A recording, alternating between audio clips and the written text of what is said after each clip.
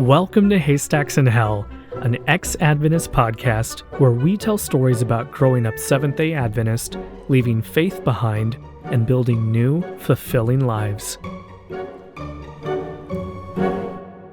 Hey everyone, welcome back to Haystacks in Hell. I'm your host, Santiago, and today we're talking about dealing with family as an ex-Adventist. But first, I want to say thank you for making it this far if you've listened to all the episodes. And a special thank you to the folks who have shared their stories on our website, everyone who's left a rating or review, and a big shout out to the very first person who donated the other week. If you're enjoying the show, some of the best things you can do to support it are leaving a rating on Apple Podcasts and Spotify, leaving a like on YouTube, and last but not least, donating. I promise I'm not going to drag this out like a call for tithes and offerings, but financial support of the podcast is greatly appreciated. The hosting and software used to make this podcast isn't cheap, so if and only if you can easily afford it, please consider donating. You can give a one-time or recurring donation at hell.bio/coffee, and you can also become a patron with specific perks at hell.bio/Patreon. With that said, let's jump into the show. Later in this episode, you'll hear Abby, Amy, and Alex talk about their experiences dealing with their parents and families and telling them that they were no longer Adventist. Abby talks about telling her parents abruptly in an email, and I actually tried telling my parents over email too. Like many other millennials, I was still living with my parents at the time, even though I had a good job and was financially independent, because I was trying to save money. So when I left on a trip, I wrote and rewrote an email draft until I finally got the courage to send it. You'll remember from the very first episode of this podcast and the last episode where I interviewed my brother about growing up Gen Z and Adventist that he stopped believing years before I did and told our parents about it. So I really wrestled with the idea of telling our parents that I also didn't believe anymore, because I didn't want to put them through the pain of having yet another child leave the church and faith behind. After a lot of back and forth, staring at my laptop and writing and rewriting, I finally hit send on the email. This was just a handful of years ago, and the subject said, "Dear Mom and Dad." My dad read the letter while I was still on the trip, but it must have gotten buried in my mom's inbox because she never saw it. My dad replied saying that he was sad and he knew I put a lot of thought into my beliefs and into the letter, but he just didn't have the heart to tell my mom. He said that she would be devastated, even though I'm an adult with my own beliefs. He asked if I'd wait until I got back home to talk about it in person, and I agreed. But it didn't happen immediately when I got back because I kept trying to find a quote-unquote good time to sit my parents down and read the letter. I was also still listening to and replaying an audiobook I've mentioned before called Coming Out Atheist by Greta Christina, which I highly recommend. Several weeks or months after I got back home, very similar to how my brother did years earlier, I asked my family to come to the living room and said I had something important to share. I asked my parents to please let me finish everything I had to say, and then I'd be happy to answer any of their questions. So now I'm going to read to you the same letter I wrote and read out loud to my family. I've only made a few small edits to protect my brother's real name and other identifying details about our family. So here it is. Dear Mom and Dad, I love you. We should say that more often, so I'm beginning with this reminder. I am thankful for your love, energy, and sacrifices. The beliefs and values you've instilled in me have made me the person I am today. While I've grown and come a long way from the little boy I once was, I'm still essentially the same person you raised me to be, and I am grateful for your belief in me. Please remember everything I wrote above as I share something that has brought me a new sense of freedom and inner peace. I do not believe in God anymore. I can't point to one specific date or cause, as this was a gradual and very personal realization. Before I say anything else, know that I still believe in treating others as I want to be treated, doing good to others, and being a peacemaker. Despite what we're often told, it is possible to be a moral human being without believing in a higher power. After seeing the chaos of this world, reading about genocide in the Bible directed by a supposedly loving God, and witnessing the gradual decline of my grandma while she pleads and prays for healing or an end to her suffering, I can no longer believe. Even if the Abrahamic God did happen to exist, I do not believe he would be loving or deserving of worship. When you closely examine doctrine, it's clear that human beliefs and cultures created and shaped all religions, including the writing, translation, and Christian definition of the Word of God. It is perfectly human to believe in a higher power, heaven, and hell, but I cannot and do not believe in them anymore. So, what do I believe? The term agnostic atheist fits best. I don't believe in any divine being, but I also believe that humans cannot definitively prove or disprove the existence of a higher power. With that said, I'm still the same person you raised me to be. I realize we may never see eye to eye, and that's okay. I do not expect you to embrace my beliefs. However, I do expect you to respect me and accept me as I am. After seeing how we all reacted to Miguel's deconversion, I know this will be very difficult for you to hear. I still fully believed during that time and personally experienced the agony of imagining my little brother being lost forever. But I now take comfort in the fact that there is no compelling evidence for this. And even if it was true, Adventists believe that suffering is only temporary and God will wipe away all tears. Speaking of Miguel, please do not question him about my beliefs. He knows about them now, but this was an entirely personal realization for me. Nobody, neither he nor anyone else, tried to influence or convince me. In fact, Miguel and I have slightly different beliefs. Despite the pain I know this will bring you, I decided it is best to share the truth because I don't want to maintain a lie. Our family has a bad habit of hiding things from each other. We avoid discussing anything we fear will cause conflict, which creates unnecessary secrecy and stress, and we can do better. Also, I'm not ashamed of my beliefs, especially since I now have a greater sense of inner peace.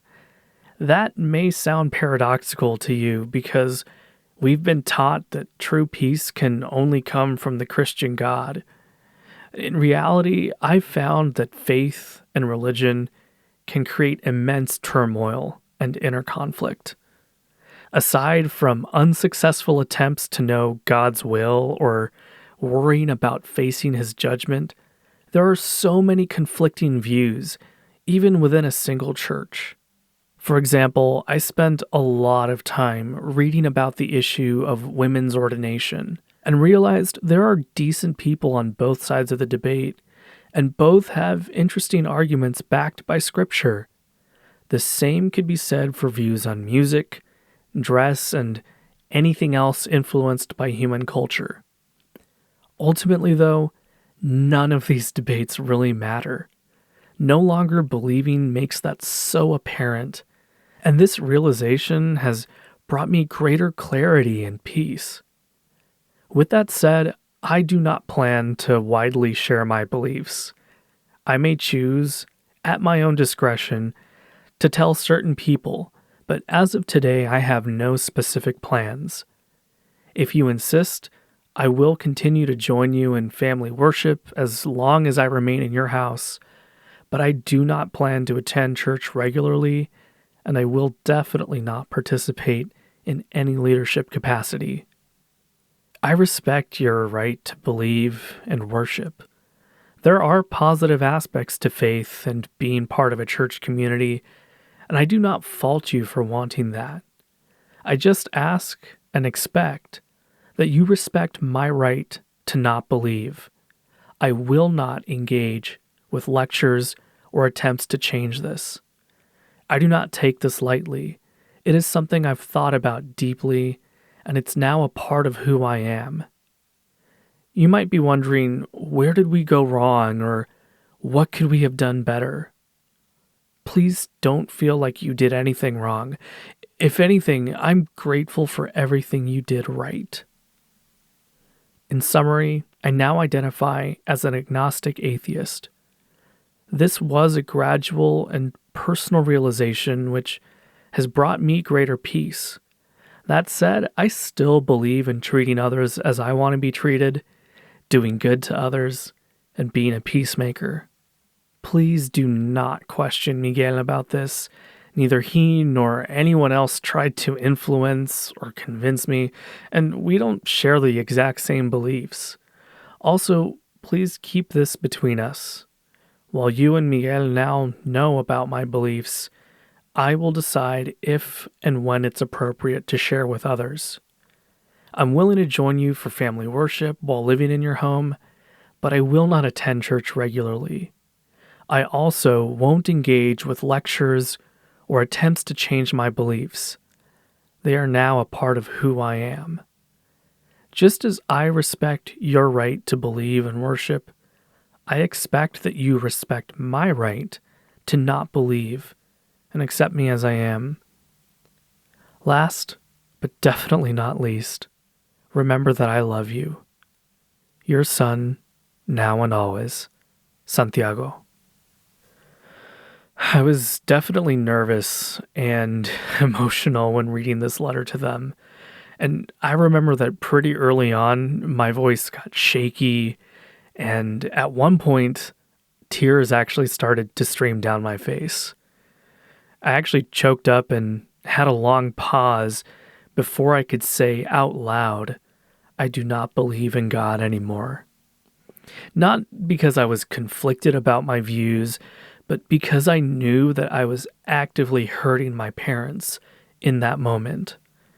My mom did cut in a few times, but I eventually managed to get through the whole letter in spite of her interruptions, my shaky voice, and tears. My dad was pretty quiet, but he did look sad, and surprisingly, my mom seemed to be taking it pretty well. She talked about how God was real to her and how nobody could convince her otherwise. When I finished, my dad said something along the lines of, "You don't really know God, because he is a loving God, and he's real." He also said that he would keep praying for me. My mom said that this wasn't a complete shock to her because she sensed that I had been, quote, going away from God. That was actually intentional on my part. After I went through deconstruction and deconversion, I would occasionally drop hints and questions into conversations with my family because I wanted to prepare my parents in case I eventually decided to tell them. My mom kept talking about how she doesn't believe that atheists actually exist and how in the end, every knee shall bow. For anyone who isn't familiar, this phrase is found a couple times in the Bible, and Christians love to quote this to atheists and agnostics. My mom started out pretty calm, but as our conversation continued, she started getting a bit more agitated.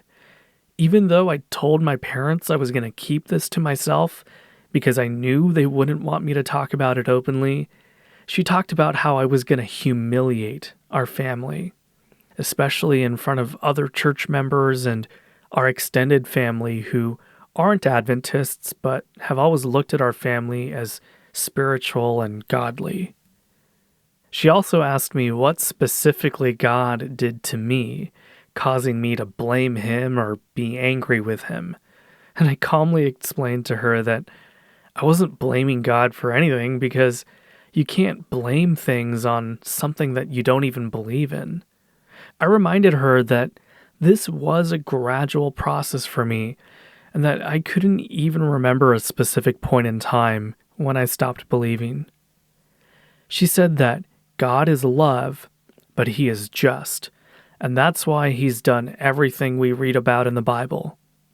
And I reminded her how I taught the youth Sabbath school class at our church, and just like her and other people at our church, I also used to defend the genocide found in the Old Testament. I specifically remember one lesson where we were reading about child sacrifice and how God commanded the people who practiced this to be wiped out, and that somehow justified it. And then I told her that at some point, I just couldn't keep making excuses.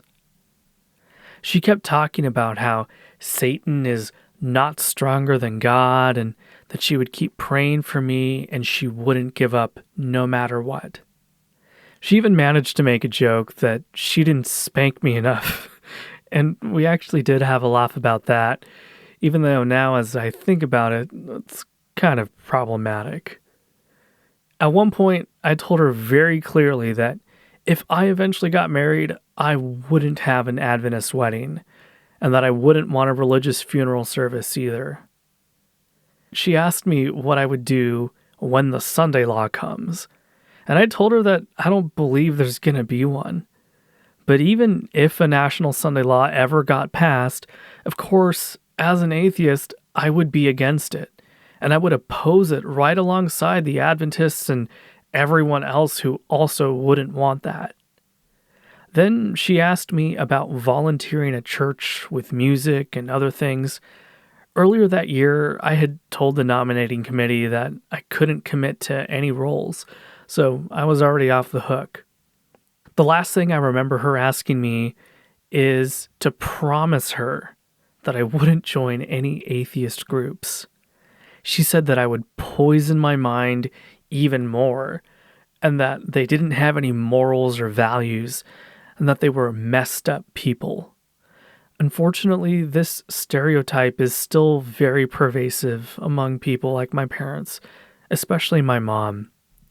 If you're a person of faith, I hope you realize that morality is not only found in the Christian Bible or within religion. And I would argue that morality rooted in empathy is much better than morality based on a literal interpretation of the Bible. Anyway, I'm sure for anyone listening, you can probably imagine your parents or family members saying some or all of the things that my parents told me, perhaps even worse things. If you're actively going through deconstruction or deconversion and feel like you have this big secret you have to keep hidden, I don't blame you, and you're not alone. This is deeply personal, and you have no obligation to tell anyone. I only decided to do it because I have a good enough relationship with my parents, and they were already starting to see changes in me, and I didn't want to maintain an elaborate lie. And again, I was already financially independent by this point, so I wasn't worried about money or being kicked out of the house. Thankfully, I saw how they treated my brother years earlier, that they were still kind to him, and so I was never really worried about that. And I recognize that that in and of itself is a huge privilege that not everyone has. Before I turn it over to Abby and Amy's episode, I do want to paint a picture of hope, because it can get better. Since telling my parents and moving out, I started dating and found my partner, and we eventually moved in together. I reconnected with old friends from church and school, and found out that they had also left religion behind. I've also made some new friends. My partner and I have celebrated holidays with my family, and even though my mom still uses the term living in sin for unmarried couples who live together, she's actually visited our place, and we've had a good time together. If your family is so strict that you can't imagine any of what I've described, I feel for you. It's awful to not have the level of love and support that we feel we should have from our relatives. I also want to acknowledge that not everyone's family looks the same. In the US, we're so used to the stereotypical 1950s nuclear family of a mom, dad, 2 kids, and a dog, but not all families look like that. And not all families are made up entirely of blood relatives either. There's a beautiful quote attributed to Maya Angelou that says, "Family isn't always blood. It's the people in your life who want you in theirs. The ones who accept you for who you are, the ones who would do anything to see you smile, and who love you no matter what." If that doesn't describe your family now, I genuinely hope that it does someday. If you have a story you'd like to share around dealing with your Adventist family, or any of your experiences as an Adventist, see the show notes or our website at hell.bio for instructions. With that, I'm going to turn it over to Abby, Amy, and Alex's episode on their experiences with their SDA parents and families. Hello, and welcome again to the SDAP. We just came up with the tagline, which you guys have seen, but we just came up with. By we, I mean me. And it is, there may not be life after death, but there is life after Adventism. That's good news. We are here again with Alex. Hello. And we are going to talk about dealing with family. Well, dealing with family in the sense of handling relationships with family who may still be a part of Adventism or who may still be involved in some faith community once you have left it, which is definitely not always easy and probably a somewhat different experience for everyone. Well, I think it's probably something that people worry about when they're leaving specifically. I think that's probably the number one fear, is how your family will react to you giving up your faith. They're worried about your immortal soul.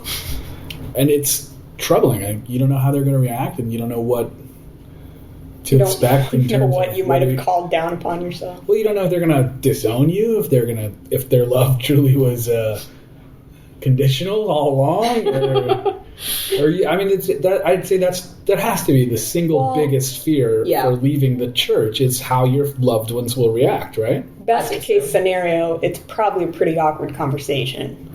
Best case scenario. Even if they're not angry with you, even if it doesn't turn into, a break in your relationship, it's probably an awkward conversation, that coming out conversation. I've heard it compared a lot to telling your family you're gay, and I think it does have some elements in common.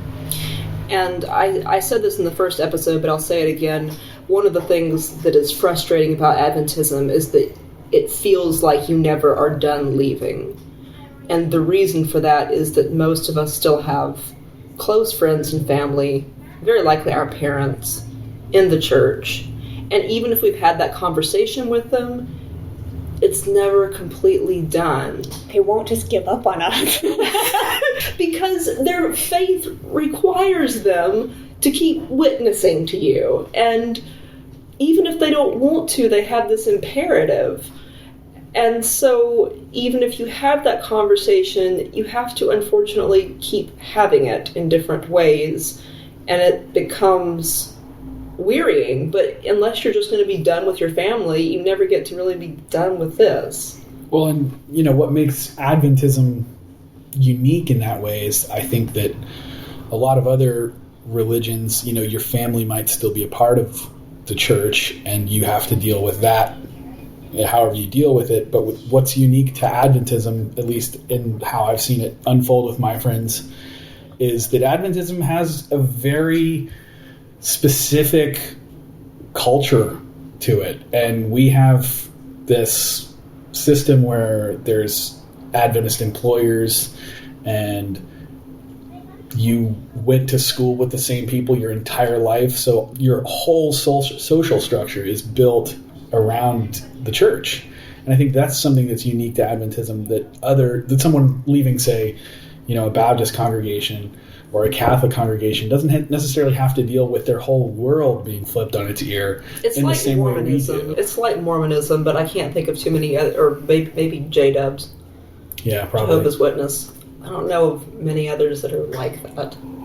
Even like Jehovah's Witnesses are small enough. I don't think they have like a whole school system and stuff. I'm not sure that they have a health system, for example, that we train our kids from the time that they're young children that they're going to be hospital administrators. Like, that's something that I think is very unique to our upbringing. That our church was centered around not just what we did on the weekend, but what we did all day, every day. Which was interact with people we went to church with and people that our bosses. We will need to talk at some point about Adventist employers, because I do think that that's a unique thing. The fact that you may have gone to Adventist school, elementary school through college, and then gone to work for an Adventist hospital or something like that. And so you might really have your whole life taking place under this umbrella. Yeah. And I truly do believe that's unique to Adventism. I don't see examples of that in other denominations. A Utah Mormon would be the only other. A Utah Mormon probably is maybe worse. Yeah, but there's a whole state full of them. Right. So I came out to my parents very abruptly in an email. You just said it plain, huh? Yep. I spelled it out, and I thought carefully about what I wanted to say, and I've always communicated really big things to them in writing because I feel like I can control that conversation. I think my dad responded, and he said something like, your mother and I are, of course, heartbroken that you've made this decision, but we still love you, blah, blah, blah. And then that was the only direct conversation we had about it for several years. I had stopped going to church a while before that, but I was also moving a lot and in a really intense academic program, so I don't think that alone was much of a clue for them. I think they really were. You got kind of a handy excuse for them too. Or they had a handy excuse maybe in their own minds to justify your behavior. I think they were pretty blindsided by it, but I don't know. My family doesn't do well with the soft approach where you just sort of start behaving in a certain way and hope they'll figure it out. Like they don't. I don't know, that wouldn't have been any better. So the 50s generation, the generation that was raised through the 50s, really has the blinders on. Yeah. And it's something they've orchestrated themselves. And you just, unfortunately, the only thing that gets the blinders off is just a kick in the face. Right. And so we did that, and then 2 or 3 years later, my mother, on a family vacation, kind of took a long walk with me and did what I had been afraid was going to happen from the moment I left, which... broke down crying. Oh, God. Said, I just don't understand why you don't love Jesus anymore. And did you tell them in this email, did you tell them that you did not believe in Adventism or that you did not believe in God? Did you take it all the way to I'm an atheist? I don't think I took it all the way to I'm an atheist because I wasn't at that point. I think I just said clearly that I didn't believe in the principles of the Adventist Church and I didn't think Ellen White was a prophet, and I couldn't pretend to believe something I didn't believe. By the time I had the conversation with my mom, I'd had a little bit more time to think. And I think what I articulated to her, she was not happy about it, but at least she understood. And I talked to her about, some of the things I went through before I left. I talked to her about the fact that I had been very depressed and on antidepressants for a few years before I left. And when I left, I was able to stop trying to believe all these conflicting things and, was no longer having struggles with depression that I had that I was more mentally healthy. Yeah. And I tried to explain to her that, I live alone and trying to have a constant conversation with a silent, invisible person is psychologically damaging and that I felt like I was going crazy and that I can't live like that. And also, said this is where my conscience leads me. If there's a God and he's good, then he's going to have to be okay with me following my conscience. That's going to have to be enough. And I gave that to her partially as a way to think about it in her own mind. Yeah, sure. Because they want to get you off the hook, right? They don't really want to keep having this conversation. Right. But their religion puts this imperative on them. Like, your blood is on their head if they don't keep... So that was enough for quite a while. But I think we're building to another one of these. Like, I think this is going to keep happening every few years. It probably is cyclical, right? Because, for a while they get their head around it. And then... Well, I think for a while they tell themselves that it's okay for now.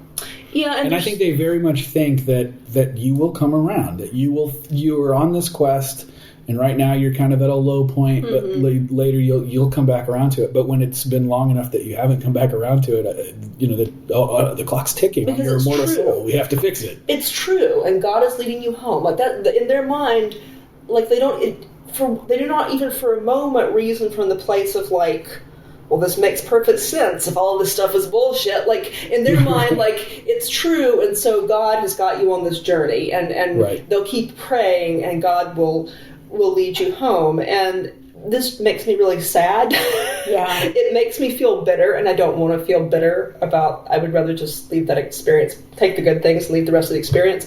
But the fact that I can't be happy and have my parents be happy at the same time, that really makes me resent Adventism, and I forget that they're standing in a continual bath of this nonsense. Like, every week they go back to church, it gets reiterated, and that's where I think the cyclical thing comes from. Like, totally. I think that the reason that they work back, we spin up to another one of these conversations, is that they're continually being fed these ideas, and for me, I'm more or less in the same place, but they just keep getting ramped up and wound up and wound up and wound up by the culture that they are stewing in. Anyway, well, it also someone else talk. Being a part of that culture and having it. Trying to think of the way to say this. They have, as you say, they have this imperative put on them, and they feel responsible for us because we are their children, and they can't help that. But I think that it's. And if only they'd raised us right, we would still be in church. They're looking for the place where my parents don't believe for a moment that they didn't raise me right. They just think I rebelled. That's not necessarily true. I mean, your mom has said before, like, what did we do that where did we go wrong? I've said that. How did you end up with this idea that this was... that this had all these negative things? I just also heard them say, we raised you better than that so many times. Well, they have also said that. So many times about that we raised you better than that. And I'm like, well apparently you didn't. My parents, it's just sad. Like, they don't pick at it. They're not aggressive about it. They don't pick a fight. We've had a few conversations over the years. I'm certain that I've never said the word atheist to my mother.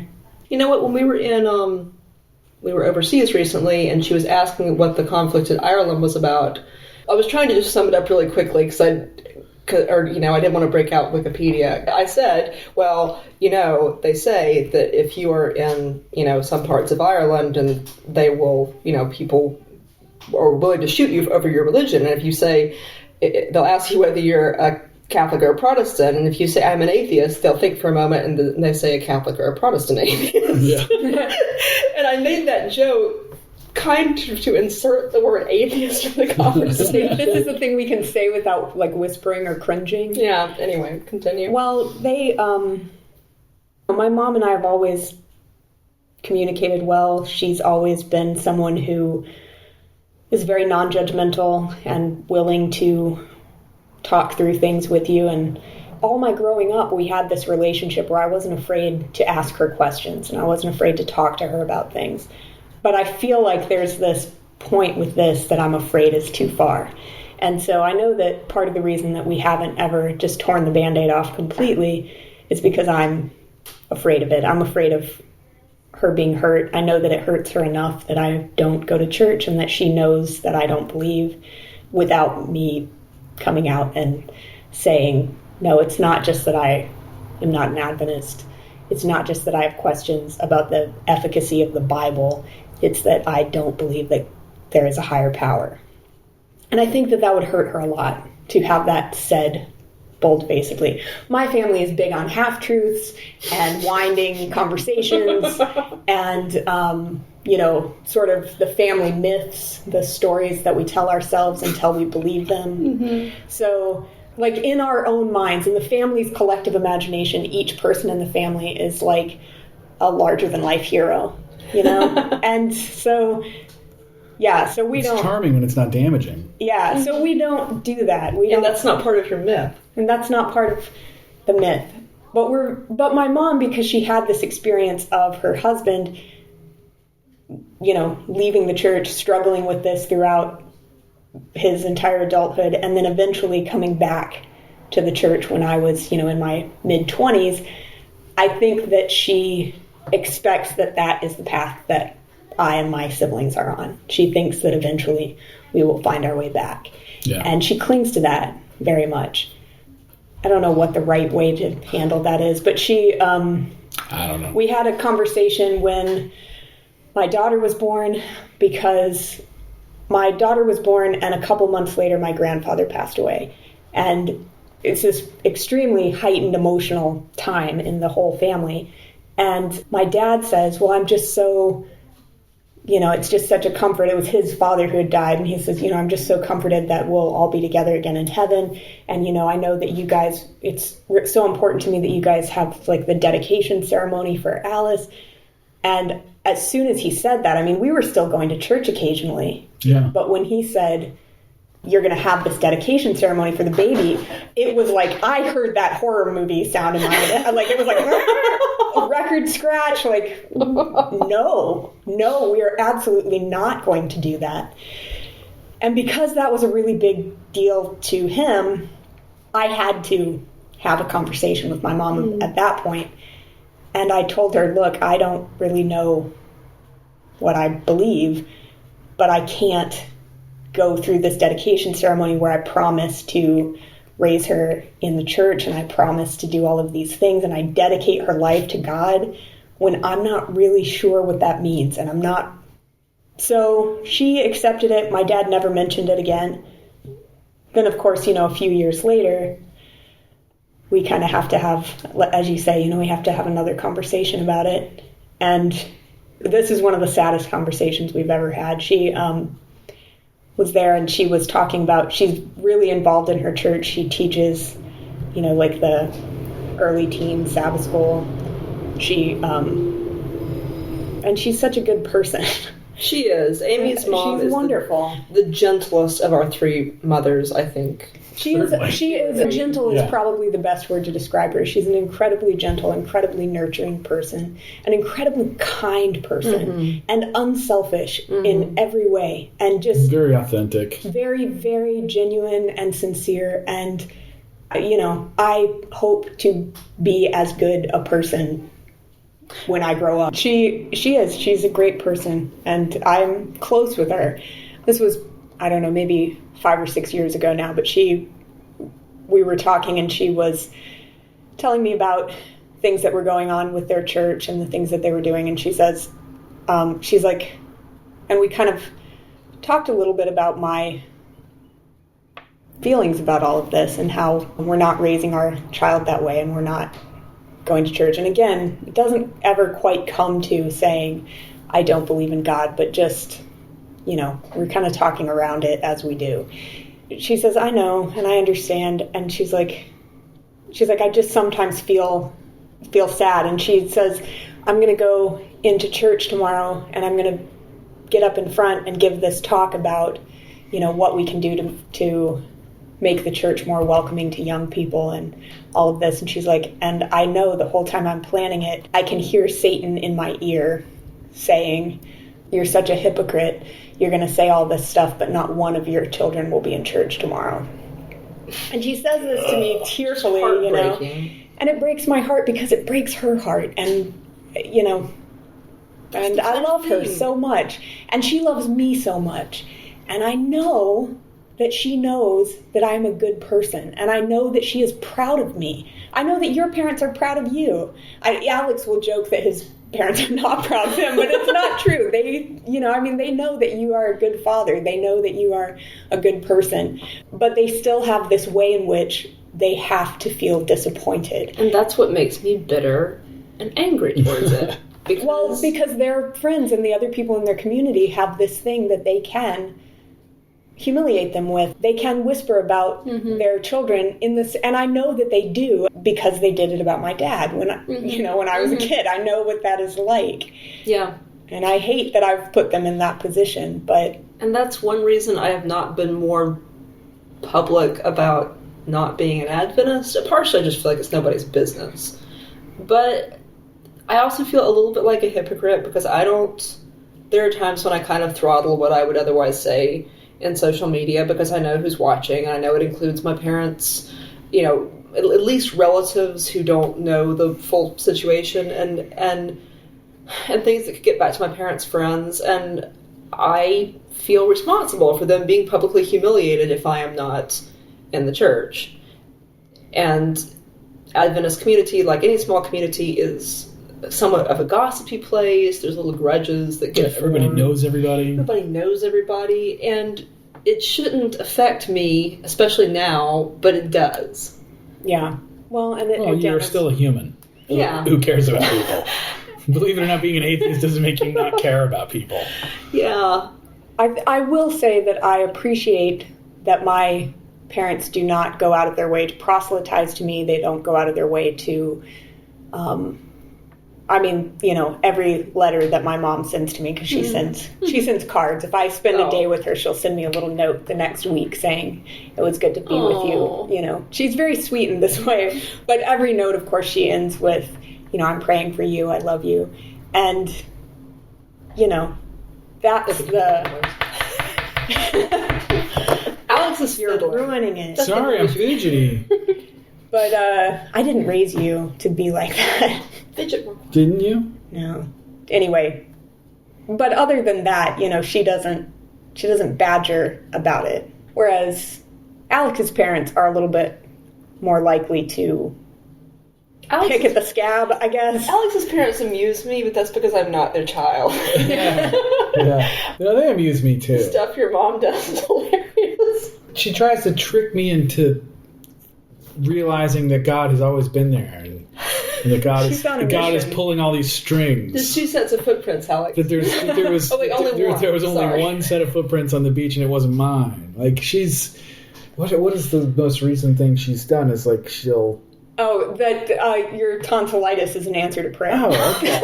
Yeah. So I had a sore throat for 3 weeks, and I go to the doctor, and my doctor thinks it's viral, and of course it's not. So that what she gave me for that didn't help, and then she looks at it again and gives me an anti-inflammatory, and because it's tonsillitis, it's not that. So she sends me to a specialist, and the day before I go to the specialist, my mom calls, and she's concerned, and I'm telling her that I'm going to the doctor or whatever, and she's like, well, listen, I'm going to pray for you, and I know you don't do that, but I'm going to do that because I still believe in prayer, and I believe that prayer will work, and I'm going to pray for you. I'm like, okay. I just when she starts talking about that, I just simply stop engaging. I kind of go silent, and I kind of just let her say her piece, and then I'm like, yep, okay. I'm not going to give her anything like I'm not going to give her shit about it at that moment anyway. So anyway, I go to the doctor the next day, and the doctor says, "Oh, you got tonsillitis. Here's some antibiotics." And then my mom calls me the next day, and how did it go? And I said, "Oh, well, I have tonsillitis, and I have antibiotics." And she says, "Oh, what an answer to prayer."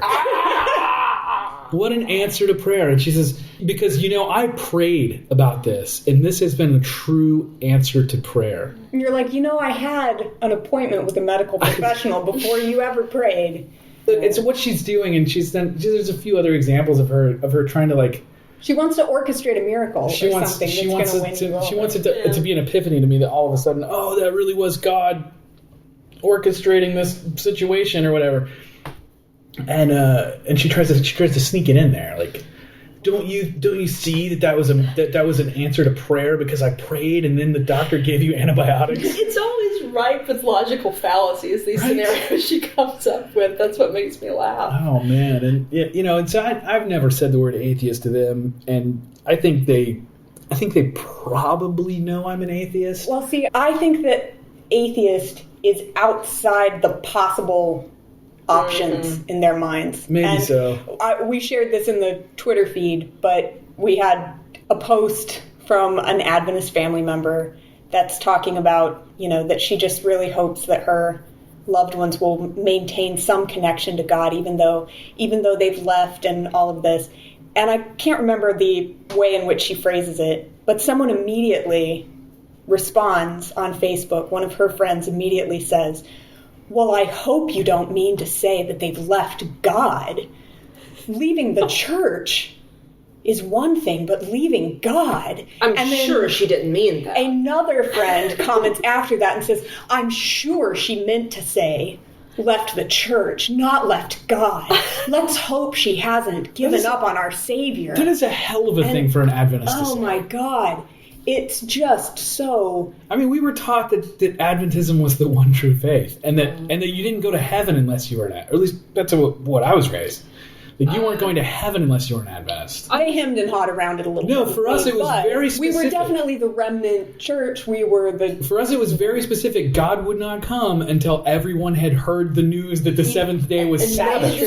And made a decision to either go to church on Sunday or to go to church on Saturday. Yeah, we were taught that everyone is responsible for the life that they have received. Right. And so, like, if people if they died without hearing about Adventism, then God would judge them according to the life that they had received. But if they had been presented with the truth, then their blood was on their own heads, basically. And so that's also one reason why it's so hard for parents to deal with people like us leaving the church. Because if I was a relative that they knew that had never been presented with the truth in a way that I could understand or whatever, they could make some excuse for me and I might still be in heaven. But the fact that I was once an Adventist and left, Ellen White leaves no loopholes for people like that. Right. They have to invent a loophole if they're going to have one, because there is none in their mythology. No. I mean, I think according to how the three of us at this table were raised, we are going to hell if it exists. Absolutely damned. Yeah. For sure. We're damned. We're apostates, right? Yeah. I mean, we're lucky we weren't stoned by our family. No, Jesus is right now in the corner with a single tear, and all of our guardian angels are waiting outside while we record. Yeah, Adventism is much more passive-aggressive than stoning. You know, it's a single tear.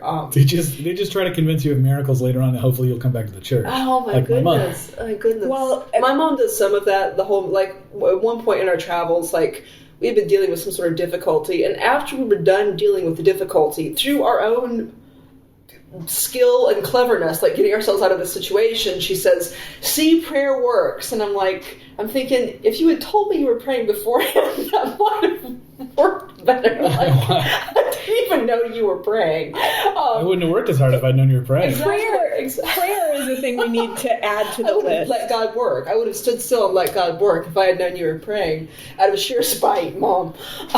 We need to add prayer to the list of topics we need to discuss, because that's a thing. That is an issue that really broke my brain a little bit when I was in the church. The concept of prayer cover shouldn't be discussed. Were you ever told that you needed prayer cover? No.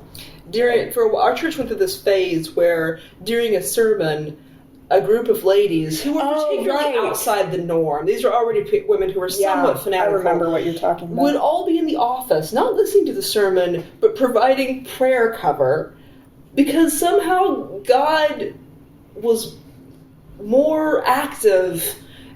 God was like a imagine mages maintaining a magical force field over that sounds like a defensive measure against demons or something. Like, we got to keep the demons out of church, so we got to better pray hard. Yeah, that's another episode, I guess. First of all, I just have to say that I don't think that shit would have flown in my church. People would have probably thought that was some nutty weirdness. Yeah, like at the church I went to, they probably would have been like, "What are you doing?" Even my parents thought that was nutty weird. Even that's fucking weird. But it happened. It was a thing that happened. Anyway. Well, we get into some fun things every now and then with the extended family. My sibs and I, they don't do this with me very much because I don't engage very much, but my sister... I also think they know that you're smarter than them. Well, my sister is also smarter than them, but she's the baby of the family. She's smaller than them. And I think that because she's the baby, they kind of... She's not just the youngest of my siblings. She's one of the younger of the entire group of cousins. And so I think that they feel free to... I'm sure they don't see it this way, but to bully her a bit with it. And she will engage them more than I will. So, like, a cousin of ours, completely unsolicited, with no warning, no nothing, just mails her this book. So she gets this book in the mail, like gift sent from Amazon, with no indication of who it's come from. And it's this Adventist, like, devotional memoir kind of a thing. I can't remember the title of it. But she goes on this quest to figure out who sent this shit to her. Because you have to understand, she is a huge reader. Spontaneously arriving books is like, this is the greatest treat in the world. A box I didn't expect from Amazon on my door. And then she opens it, and what the fuck is this? And so she goes on this quest to figure out who sent this to me. I hope she reviewed it.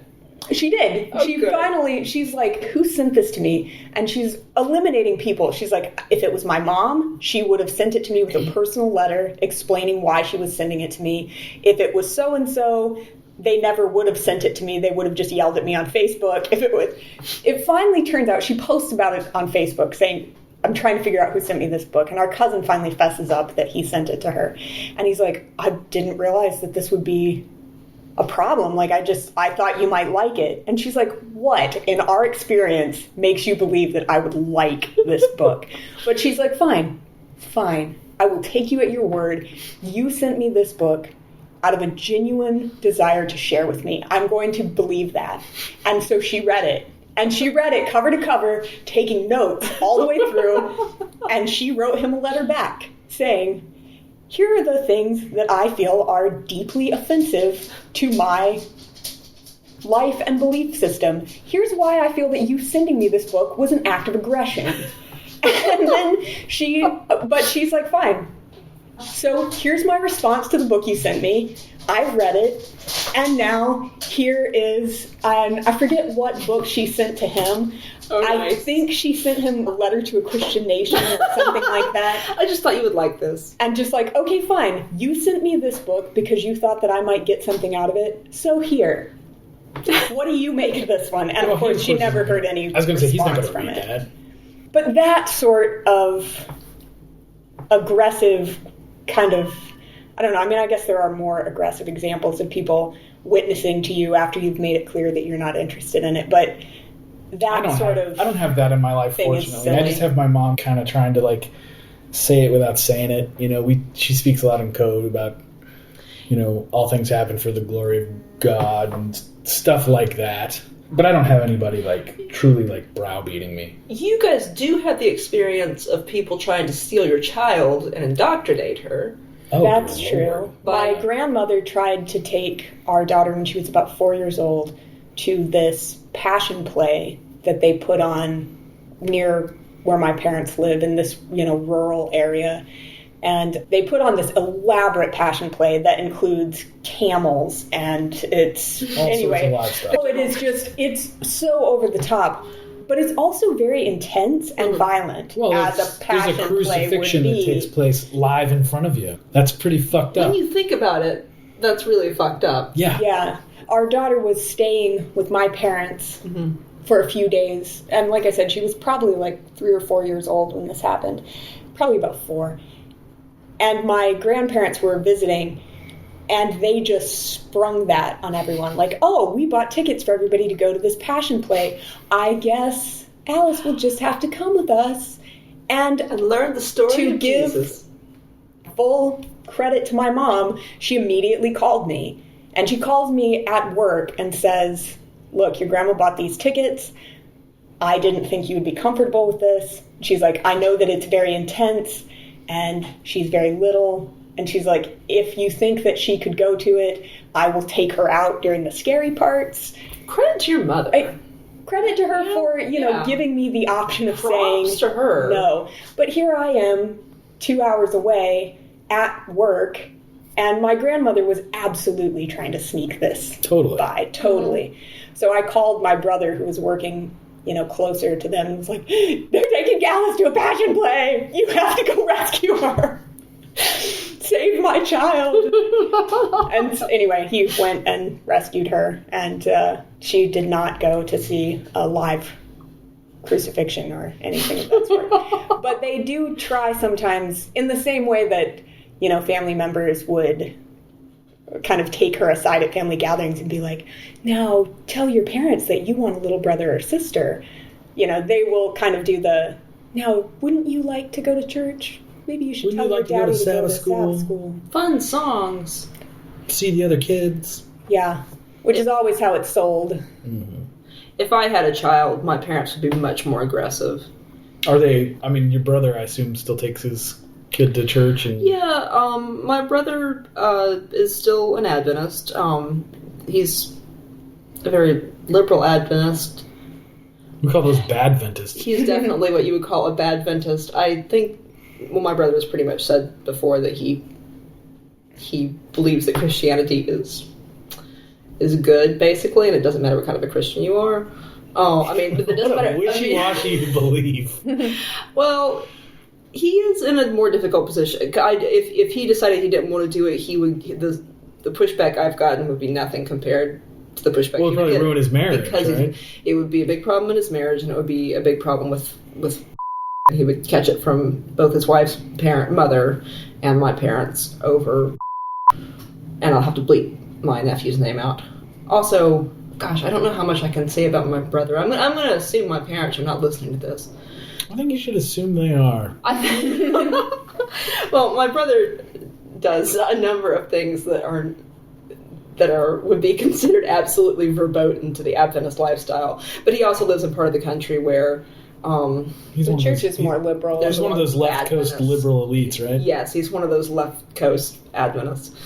I never have any problem hanging out with them. They also have friends and coworkers who are pretty much atheists and they've grown comfortable hanging around with, so they've never pressured me to go to church. And their church literally does feed the homeless. They go to this downtown church that puts out a big spread for the homeless.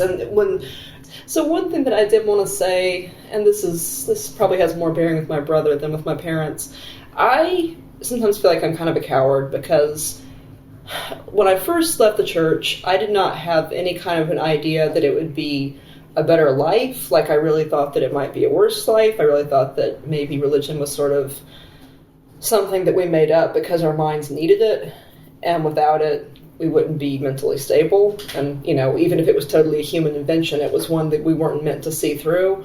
We invented it for a reason. And so I was concerned because my brother and I have always been really close that I was going to take him with me. And I kind of knew if I really pushed, I could. And I did not want to embark on this experiment feeling responsible for him. Mm-hmm. I wanted him to make his own decisions. It's just his immortal soul that's in jeopardy. I know. What if... And at that point, I really was what if I'm wrong? Every once in a while, I would say to myself. And, so I kind of went out of my way when I first left to be I'm doing this by myself, and did not share a lot of my thought processes with him in the way that we shared almost everything else. So now that I've been out of it for about 7 years, I'm oh, this is great. This is a much better way to live. I wonder if I should try to proselytize my brother. Not because it would be more comfortable if we believed the same thing, but because I think he would be happier. And I think he kind of believes this stuff already, but he is in a place that would be less comfortable. To make that shift would be much harder for him. And his wife is not she's a very, what you would call, spiritual person. She was kind of tortured with fundamentalist Adventism growing up, so she's really not a very fundamentalist Adventist at all. She was pretty much abused as a child with Ellen White. So she's not fundamentalist in that way at all, but she is one of these people that has worship every morning where she thinks through all of her fears and hang-ups and thoughts with a journal to God, or whatever, and so this is part of her psychological, internal. Man, she would be so much happier if she quit. I agree, but she would have to find another way to channel. She would have to find a way to do that. She would have to meditate every morning. Yeah, she'd have to realize that she didn't need to.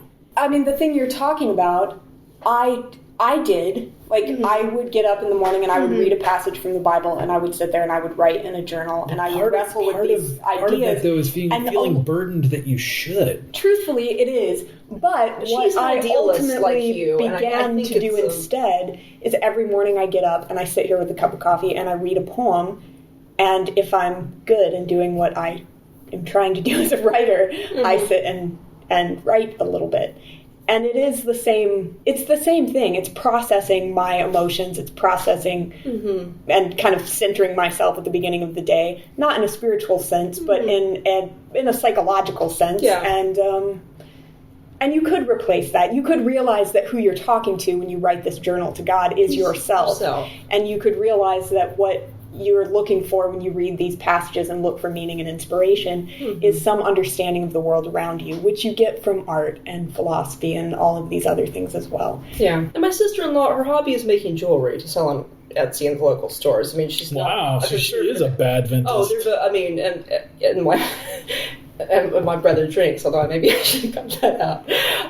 Anyway, and I'm laughing because it's funny. It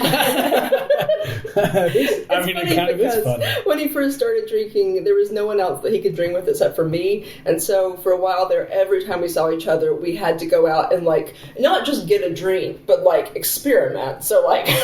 Today we will try Bloody Mary. Yeah, today we will try a flight of beers and discover that we don't like any of them. We'll drink all of them. Which was kind of fun and kind of still silly. find that sort of thing fun. I like nothing better than a variety pack of something. Fuck hangovers. That's all I have to say. So yeah, but see, now I think I'm like, maybe I should have tried harder to take him with me. That was before he had a kid. Like, but you are also not. You were not then, and you are not now responsible for his spiritual journey. I mean, I know, and that is. And I was a missionary as an Adventist. So there's a part of me that still just feels guilty if I'm not a proselyte. Sharing the good news. Sharing the good news of atheism. There's a part of me that feels like I should do a sports metaphor, harder. which I think is really what all podcasts should be, is sports metaphor after sports metaphor. You gotta play your own game. You can't play someone else's game for that. That's true. And I told at one point, I'm like, you know what? I did you guys a huge favor because you can sell all the jewelry and drink all you like, but you're not an atheist. Because they would have gotten so much more flack for raising the way they're raising him if I had not left the church before they had that child. Yeah, I wrote them. You ran interference for them. Yeah, as long as they take him to church, they can do whatever the hell they please. And I was like, you should thank me because you're not getting any crap right now. I will say, I have found that with the kid... And we're going to stop there. Check back next week to hear the conclusion of our conversation about families and leaving the church. We'll see you then. Thanks for listening.